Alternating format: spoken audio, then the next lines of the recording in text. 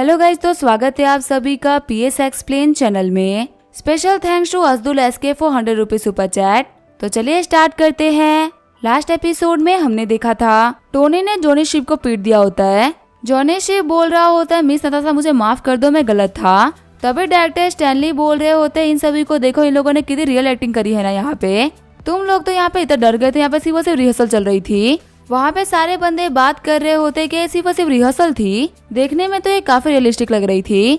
सच में जो Johnny Shiv actor है ना वो बहुत ही हाई लेवल का एक्टर है। जब वो यहाँ पे दर्द में था और डर रहा था ना तब उसकी एक्टिंग काफी रियल लग रही थी। सच में डायरेक्टर स्टैनली ने तो हम लोगों को ट्रिक कर दिया। स्टैनली बोल रहा होता है ठीक है अब सभी लोग अपने अपने काम पे जाओ और कुछ लोग यहाँ पे आओ हमारे मेन लीड एक्टर को उठाने के लिए। इन्होंने यहाँ पे इतनी रियल एक्टिंग कर दी है कि इनकी रियल में हालत काफी ज्यादा खराब हो गई है। अभी ये खड़े होने के भी कंडीशन में नहीं है तो तुम इनको लेके जाओ। फिर वहाँ पे कुछ लोग आते हुए जॉनी शिव को उठाने लगते हैं। स्टैनली बोल रहे होते इनको आराम से लेके जाना, ये हमारे मेन एक्टर है। वही सीन चेंज होता है, नताशा के ड्रेसिंग रूम का सीन दिखाया जाता है। टोनी को गले लगाते हुए नताशा बोल रही होती है टोनी तुम्हारा बहुत बहुत शुक्रिया, अगर तुम यहाँ पे टाइमली नहीं आए होते ना तो फिर पता नहीं यहाँ पे क्या हो गया होता। नताशा सोच रही होती है यहाँ पे इतने सारे मेंस के बीच में सिर्फ और सिर्फ टोनी ऐसा था जो कि बिना किसी हेजिटेशन के मेरे लिए खड़ा था। ऐसे तो सेट के बहुत सारे लोग मुझे पसंद करते और मुझे देखते रहते हैं, लेकिन वक्त आने पे उनमें से कोई भी मेले खड़ा नहीं हुआ। जो खड़ा हुआ वो टोनी था। कहते हैं कि सिर्फ और सिर्फ एक रियल मैन ही अपनी वुमन को प्रोटेक्ट कर सकता है और टोनी के यहाँ पे रहते हुए मुझे काफी प्रोटेक्टेड फील होता है, जैसे कि कोई मेरा कुछ बिगाड़ ही नहीं सकता। सिस्टम बता रहा होता नताशा की अफेक्शन 1 पॉइंट से बढ़ चुकी है और उसकी करंट अफेक्शन है 97 पॉइंट्स। अभी हमारे होस्ट ने गुस्से में जो एक्शन लिया है ना उसकी वजह से नताशा काफी ज्यादा खुश हो गई है। अब आपका एक छोटा सा भी स्टेप उसके अफेक्शन को 98 पॉइंट से लेके जा सकता है। होस्ट को रिवॉर्ड के तौर पे 10 स्ट्रेंथनिंग पॉइंट मिल रहे हैं। टोनी बोल रहा होता नताशा तुमको यहाँ पे घबराने की कोई भी जरूरत नहीं है, यहाँ पे जो भी कुछ हुआ है ना मैं उसको काफी इजीली हैंडल कर लूंगा। उस कमीने जॉनी शिव ने तुम्हारे साथ में जो भी कुछ किया है ना उसके लिए उसको पे करना ही होगा। तुम ये बात समझ सकते हो कि और कुछ नहीं तो उस बंदे का करियर यहीं पे खत्म होता है। नताशा बोल रही होती है टोनी तुम्हें पता है जब मैं अपने ड्रेसिंग रूम में बैठी हुई थी ना तो वो कमीना मेरे कमरे में अचानक से घुस गया और यहाँ पे कोई भी इसी वजह से नहीं था क्योंकि सभी लोग तुम्हारा वेलकम करने के लिए गए हुए थे, लेकिन उसने भी मेरे साथ में और कुछ नहीं किया, सिर्फ एक थप्पड़ ही मारा है। आगे वो कुछ भी करता इससे पहले तुम यहाँ पे आ गए थे। टोनी बोल रहा होता है तुम बोल रही हो कि सिर्फ एक थप्पड़ मारा है। तुम्हें पता है मुझे इतना गुस्सा आ रहा है ना कि मेरा मन कर रहा है कि मैं उसको एक ही पंच में खत्म कर दूं। वो कमीना पक्का से बचेगा तो नहीं, वो अब एक हेल की लाइफ जिएगा। जिस फेस को मैंने आज तक कभी टच नहीं करा उस फेस को उसने इंजर्ड कर दिया। ऐसे बंदे को मैं कैसे छोड़ सकता हूँ। नताशा सोच रही होती है टोनी के साथ में रहना मेरी लाइफ की सबसे बड़ी ब्लेसिंग है। सच में बहुत ही खुश हूँ कि मेरे साथ में है।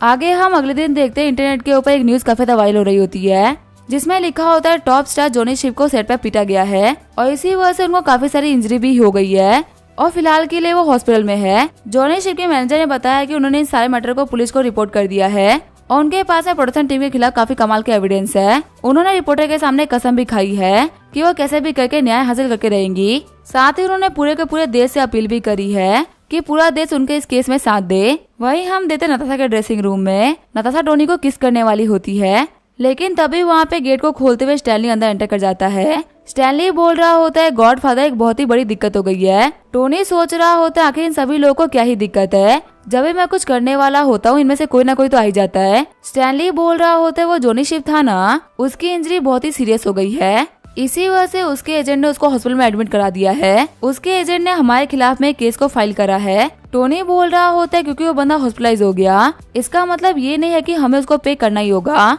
और अगर उसके एजेंट ने केस किया भी है तो भी कोई बात नहीं, उसको जो भी करना है उसको करने दो।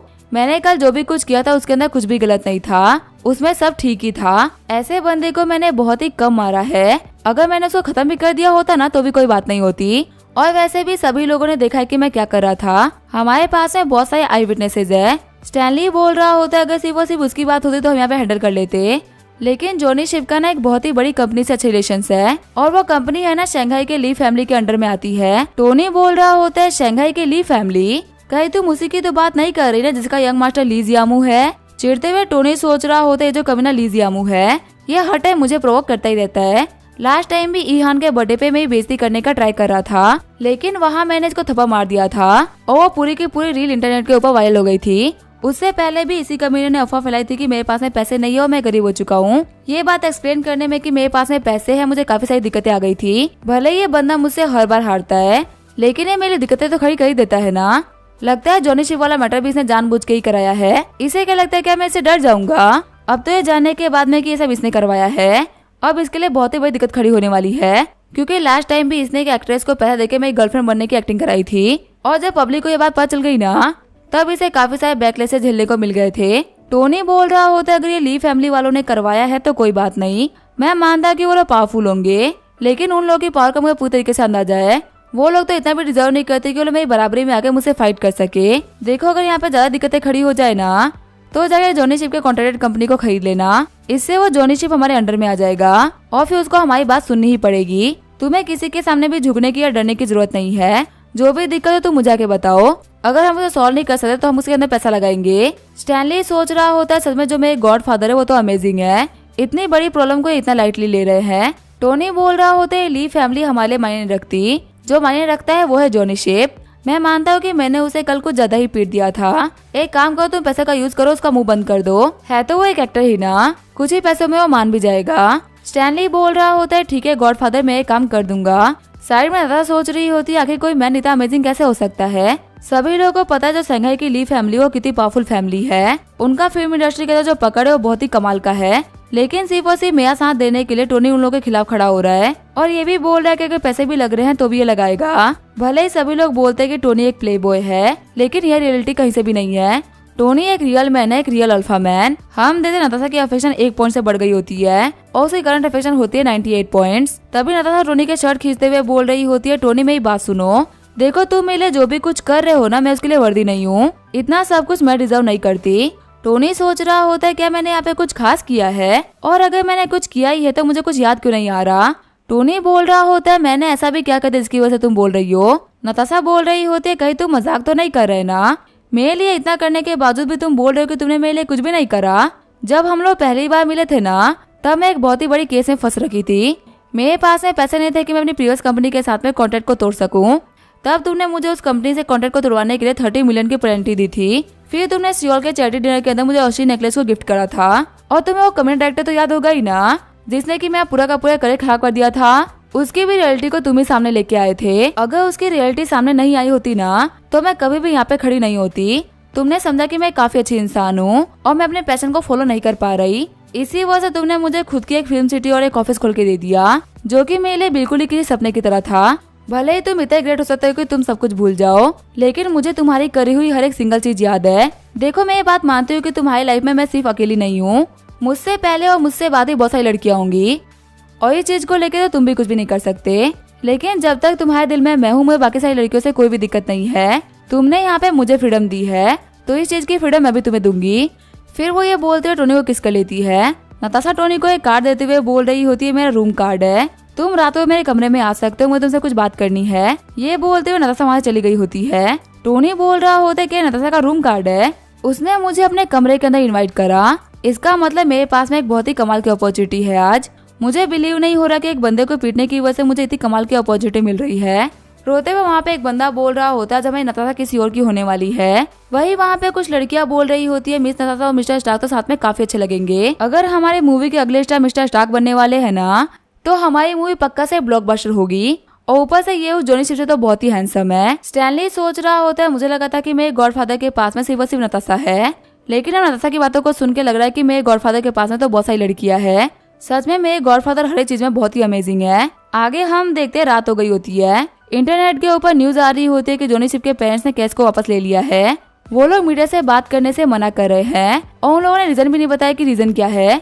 वहीं पे एक बंदे ने कमेंट किया होता है कि जॉनी शिप के पेरेंट्स को मिस्टर स्टार्क ने 500 मिलियन दिया है और उस कमीने को मारने वाले भी मिस्टर स्टार्क ही थे।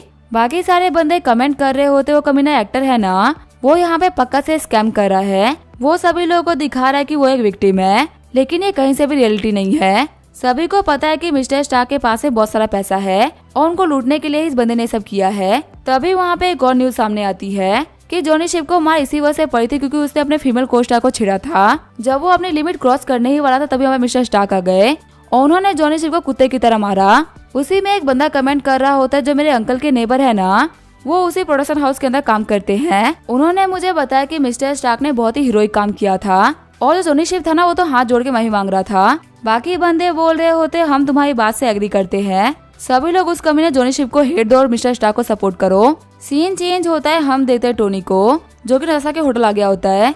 टोनी सोच रहा होता है आखिर ये जो रूम है 8106 वो होगा कहाँ पे। तभी टोनी बोल रहा होता है फाइनली कब से ढूंढने के बाद में मुझे ये रूम मिल ही गया। जैसे ही टोनी डोर को ओपन करता है, अंदर से एक हाथ बाहर आते हुए टोनी को अंदर खींच लेता है।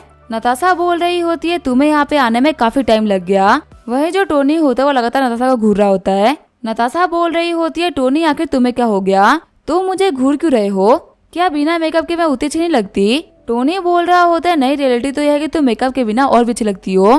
फिर वहाँ पे उन दोनों के बीच में सिस्टम स्टार्ट हो गया होता है। तभी टोनी रुकते हुए बोल रहा होता है 1 सेकंड रुको, मुझे तुमसे कुछ कंफर्म करना था। नताशा बोल रही होती है क्या हुआ टोनी, तुम रुक क्यों गए। टोनी बोल रहा होता है क्या तुम्हारी तबीयत आज ठीक है। नताशा बोल रही होती है मैं तो पूरी तरीके से ठीक हूँ, आखिर तुम मुझसे क्वेश्चन क्यों कर रहे थे। टोनी बोल रहा होता है नहीं मैं तो बस ऐसा ही पूछ रहा था, मैं तुम्हारी तबीयत को लेकर काफी ज्यादा कंसर्न था। टोनी सोच रहा होता है मैंने इसी वजह से पूछा क्योंकि मेरी किस्मत हमेशा बहुत ही खराब रहती है। अगर मैं घर पे होता तो कोई ना कोई आता है मुझे परेशान करने के लिए। वहीं जब मैं स्कारलेट के साथ में था तब उसकी तबीयत बीच में आ गई थी। मुझे तो अभी बिलीव नहीं हो रहा कि यहाँ पे सब हो पाएगा, कहीं ऐसा ना हो जाए कि होटल में आग लग जाए। टोनी बोल रहा होता है वैसे नताशा क्या तुम्हें यहाँ पे कुछ कहना है। नताशा बोल रही होती है अगर मैं सच बोलूँ ना तो मुझे तुमसे बहुत ही इम्पोर्टेंट बात करनी थी, लेकिन मैं ये बात करके तुम्हारा मूड नहीं खराब करना चाहती थी, इसी वजह से मैंने कुछ भी नहीं बोला। टोनी सोच रहा होता है लगा ही था यहाँ पे कुछ ना कुछ तो गड़बड़ हो गई। रोते हुए नताशा बोल रही होती है अगर मैं सच बोलूँ ना तो मुझे वो जॉनी शिप के साथ में काम नहीं करना। मैं जब भी देखती हूँ कमीना मुझे बहुत ही घटिया तरीके से देख रहा होता है और मुझे उसके साथ में बहुत ही अनकंफर्टेबल फील होता है। टोनी बोल रहा होता है ये कोई प्रॉब्लम नहीं है, अगर तुम्हें उसके साथ में दिक्कत आ रही है तो हम उसे चेंज कर देंगे। नताशा बोल रही होती है लेकिन हम लोगों ने ऑलरेडी बहुत सारी मूवी को शूट कर लिया है, इस टाइम पे मेन लीड को चेंज करने का मतलब है पूरी मूवी के हर एक सीन को फिर से शूट करना। और हमारी जो मूवी है ना वो काफी ज्यादा कंट्रोवर्शियल हो चुकी है, इसी वजह से किसी भी नए एक्टर को ढूंढना बहुत ही मुश्किल बात है। ये हमारे प्रोडक्शन हाउस की पहली मूवी होने वाली थी और इसी वजह से ज्यादा बड़े एक्टर इसके लिए हाँ नहीं बोल रहे थे। इस इंसिडेंट के बाद में तो पक्का से ए टायर का कोई भी एक्टर हमारे साथ में काम नहीं करना चाहेगा, स्पेशली इस वाली मूवी के लिए तो। पर मुझे बहुत ही बुरा लग रहा है, मूवी तो तुम्हारे कैरेक्टर के ऊपर बन रही थी। टोनी बोल रहा होता है कोई बात नहीं, हम इस मूवी को रीशूट कर लेंगे और टेंशन मतलब मेरे कैरेक्टर में बनने वाली मूवी बहुत ही कमाल की होगी क्योंकि मेन लीड का एक्ट मैं कर रहा हूँ। नताशा बोल रही होती है क्या तुम मेन लीड हो। वह तुम्हें पता है टोनी, डायरेक्टर स्टैनली ने मुझे सडा के बारे में पहले ही बता दिया था, पर मुझे लगा था कि तुमने बिजनेस में काफी ज्यादा बिजी हो गए और एक्टिंग करने के लिए कभी भी हाँ नहीं बोलोगे, पर तुमने तो यहाँ पे हाँ कर दिया। टोनी बोल रहा होता है तुम्हारे लिए मैं इतना तो कर सकता हूँ ना। नताशा सोच रही होती है टोनी यहाँ पे अपने महीने खर्च करके मेरे लिए मूवी को शूट करेगा और इससे इसके जो फाइनेंशियल लॉस होंगे वो कम से कम कुछ बिलियंस में होंगे, लेकिन ये मेरे लिए अपने इन मिलियंस को भी खराब करने के लिए तैयार है। आखिर सच में कोई इंसान इतना अमेजिंग कैसे हो सकता है।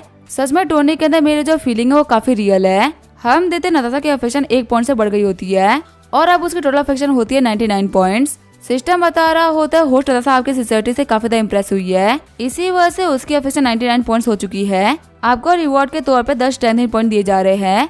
नताशा टोनी से बोल रही होती है आखिर तुम मेरे साथ में इतने अच्छे क्यों हो, मुझे पता है कि मैं इतना अच्छा इंसान डिजर्व नहीं करती। अगर इस स्टूडियो में मैं काम नहीं कर रही होती ना तो फिर यहाँ पे सब कुछ ठीक होता। मेरे जैसे कंट्रोवर्शियल एक्टर को साथ में लेना बहुत ही बड़ी बात है और अगर मैं सच बोलूँ तो एक्टिंग को छोड़ के ऐसा कोई भी काम नहीं जिसके अंदर मैं अच्छी हूँ।